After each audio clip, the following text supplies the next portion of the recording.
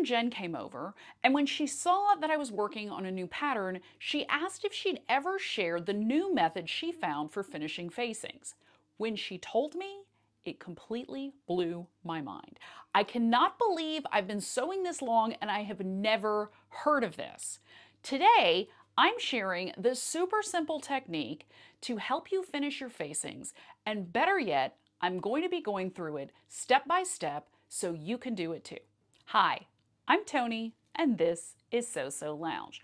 Now, it really doesn't matter which commercial pattern you use, the instructions for finishing facings are pretty standard. You attach the interfacing to your facing piece, then you sew the individual pieces together, and last, you put in a basting stitch 1/4 of an inch from the bottom, and then fold it up and stitch it again.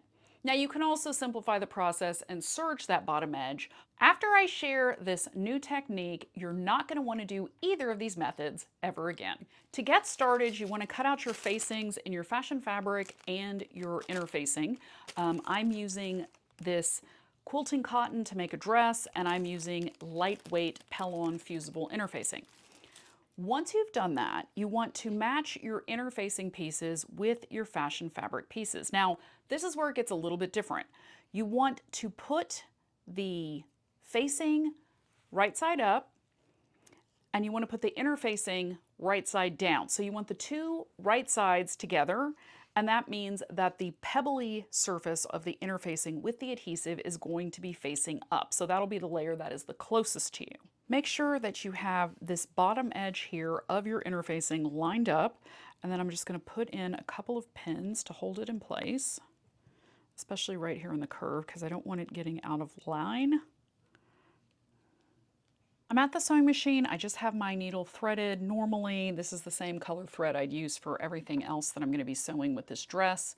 And I'm just going to line up my presser foot with the edge of the interfacing and my facing, so I'm stitching at 1/4 of an inch.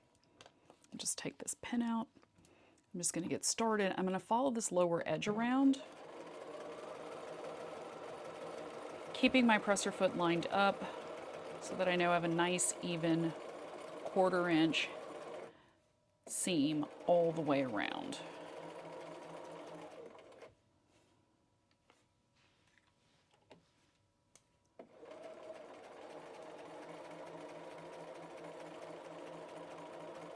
If you didn't cut your interfacing perfectly in line with your facing, just stick with the edge of the fabric for the facing to get this all lined up. Scooch that over a little bit. There we go.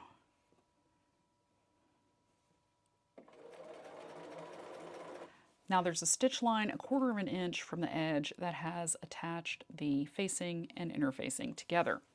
Next, I'm going to grab my dressmaker shears, and I'm just going to put in a couple of clips here in this curve to make this fold under nicer. And then I'm going to go in and I'm going to trim out the interfacing and the fashion fabric side to about 1/8 of an inch.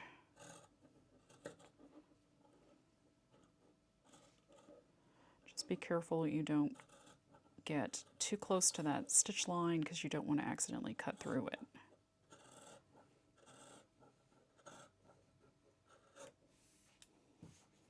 So once you get everything trimmed, we're going to flip the sticky side of the interfacing to the back of the fabric. And we're going to pull this apart, and then we're going to pin it into place. So you want to fold the interfacing. So this is the wrong side. It's going to be against the wrong side of the fabric.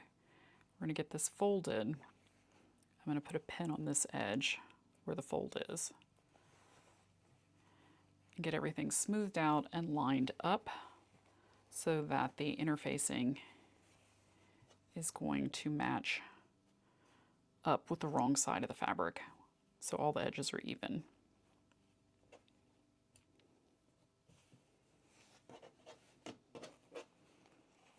I'm just going to go around this edge and pin everything to hold it in place.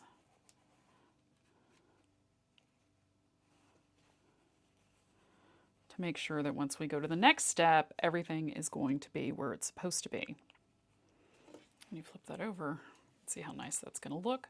Iron-in interfacing is not supposed to be ironed in, it's supposed to be pressed. So keep that in mind while you attach your interfacing to your facing. Now, I don't always cut my interfacing perfectly in line with the fabric facing, so I put down a piece of muslin and then I use another piece of muslin on top as a press cloth to protect everything and keep any gummy mess off of my ironing board.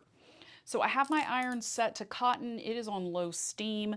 This is 100% cotton fabric that I'm working with. And I find that if I use a press cloth, this is muslin, which is also 100% cotton, that the Pellon does not react poorly because it's okay. So we're gonna start from the edge where the fold is and press down, and then gradually move to the other side of the facing. So the top edge where we folded is where we're going to start the pressing.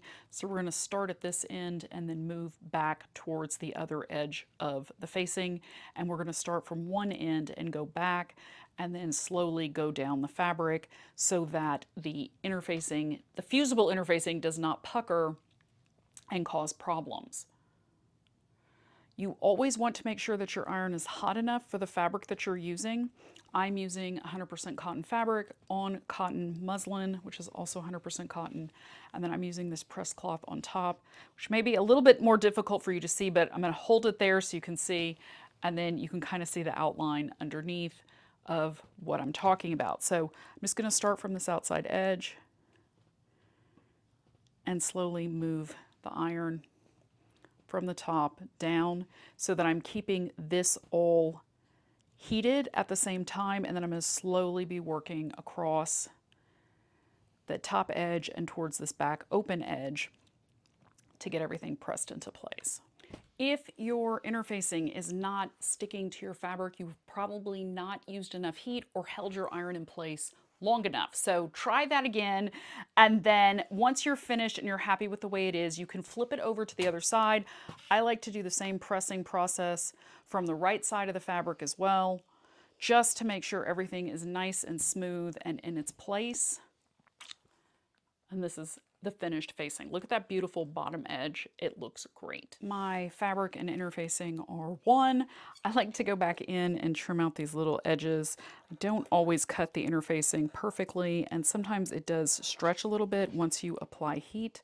I just think it tidies up everything. It's just personal preference, so you do not have to do this step if you don't want. I'm also going to trim out these loose threads.